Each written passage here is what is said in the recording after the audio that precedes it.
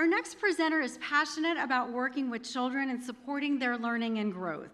Deja Richardson came to UD from Hillside, Illinois, because she loved our emphasis on the importance of community and participating in experiential learning opportunities, which she made sure that she participated in many of.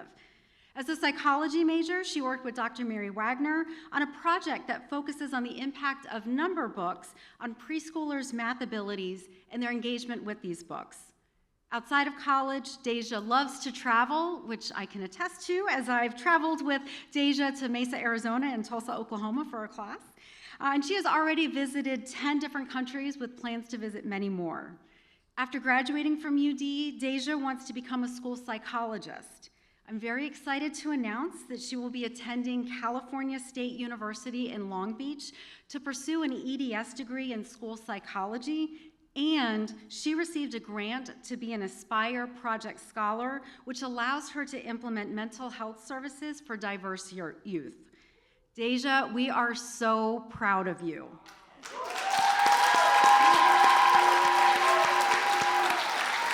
Let's give a warm welcome to Deja.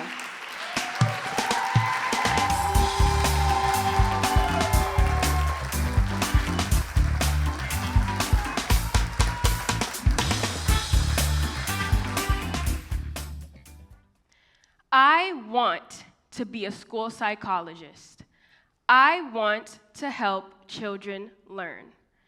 When it comes to school psychologists, some may confuse them with the school counselor, who helps you with your classes and provide emotional support. Even though school psychologists also provide emotional support, they conduct assessments and interventions to help children who are struggling in school. By understanding how children think and learn, we can find the best lessons in books to help them with their academic and social skills. One important skill that we develop is executive functioning. Executive functioning affects our everyday lives, from preschool, when we wait for our turn to use the swings, to now as adults, when we try our hardest to stick to buying things on our grocery list instead of buying those cool new shoes we think we might need. Executive functioning helps us remember things quickly, think before we act, and switch our focus between different tasks or steps. One skill that can help children learn executive functioning and math skills in early childhood is flexible attention to magnitudes, or FAM. Flexible attention to magnitudes allows us to distinguish a group of items that is bigger or more than another group. For instance, a child will be able to answer a question about quantity when they see a plate with 3 oranges compared to 10 grapes. A study by my amazing professor and thesis mentor, Dr. Mary Wagner, found a positive connection between executive functioning, flexible attention to magnitudes, and math achievement among preschoolers. Because executive functioning focuses our attention on certain tasks and flexible thinking, the children whose executive functioning is more developed will also have an easier chance to process math problems that compare magnitudes. But we're not talking about improving math using lengthy worksheets or solving addition problems. We're engaging preschoolers in math through play, giving them real-world scenarios to make counting and sorting fun and relevant. This eventually leads to everyday situations, such as planning for an event, making sure there's enough food and activities for everyone. But how do we improve these skills for preschoolers to understand? Having real-world scenarios will make lessons more relatable, engaging, and inclusive. In elementary school, seeing my own name and my classmates' names in math problems felt incredible, because our names were never included in the keychain section at the store.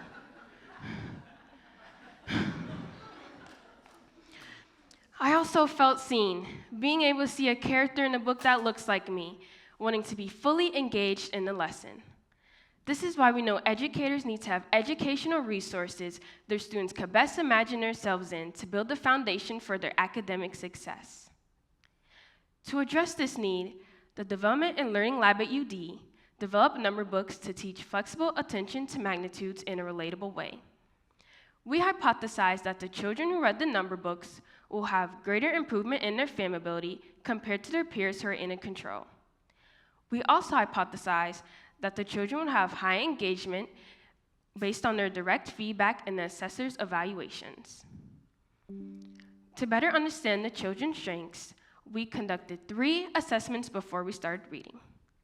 First, the Flexible Attentions to Magnitudes task tests the children's FAM ability using different amounts and sizes of stars to see if they will be able to point out which box has bigger or more stars than another box. A second assessment we used was the Woodcock-Johnson assessment, which includes number sense and picture vocabulary subtest. The picture vocabulary test asks children to identify objects on the page, while the number sense test includes basic math skills such as counting, estimation, and size. In the number sense assessment, the children would have to count a group of dogs out loud. I will admit, the dogs on the page looked really cute, so I didn't blame a preschooler for telling me a lengthy story about their huge dog at home. The third and final assessment is the given task, where children are tested on their math and counting strengths. We conducted 3 trials of rubber ducks, asking them to put a certain number of ducks on a plate to match the number given. It was so interesting to see how much children love rubber ducks, especially when they would express to me how much they really love playing with rubber ducks. After the pre-tests were done, we began to read the stories with feedback for 4 days straight. I want you to meet Mia and Liam. In the story, Mia and Liam are on their way to try delicious food at 2 restaurants. For each adventure, there are 2 controls, the experimental and the control. For instance, the experimental restaurant book has questions such as, which plate has more dino chicken nuggets? Or which plate has bigger pizza slices? For children to distinguish the size and quantity of things they might love and eat at home. The control book has questions that includes colors of either a plate or an accessory on an animal at the farm. After the reading sessions were done, we asked the children if they sort of liked the books, or really liked the books, while the assessors marked how engaged they were. The reading days have given me some memorable experiences, as the children would tell me their favorite things and stories related to the objects that are presented in the books. There was one student who told me how her family took a trip to the farm and how she was petting the amazing goats and horses that were there. Another student told me what they had for breakfast that morning when I asked them which plate had more toast slices. With this experience, I never knew how much animals and food can bring people together. After reading the books, we asked the children to take the same assessments they had completed before in order to test if the number books helped improve their FAM ability. But don't worry, we made sure to give the children a bunch of stickers throughout the 2 weeks to thank them for their hard work. After looking at the results, we found that there was not a significant difference when it came to the improvement of flexible attention to magnitudes. But it's okay.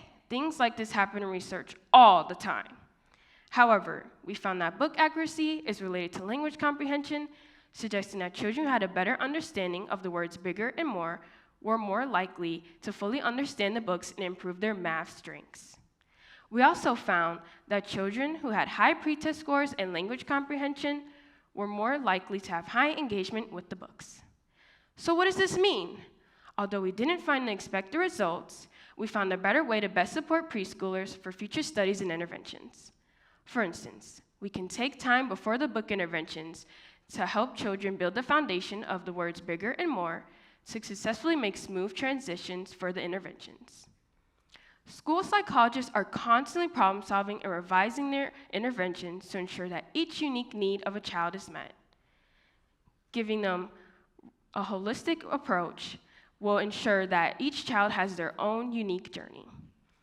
As a school psychologist, I will continue to find the best interventions to ensure that each child reaches their fullest potential, one dino chicken nugget at a time.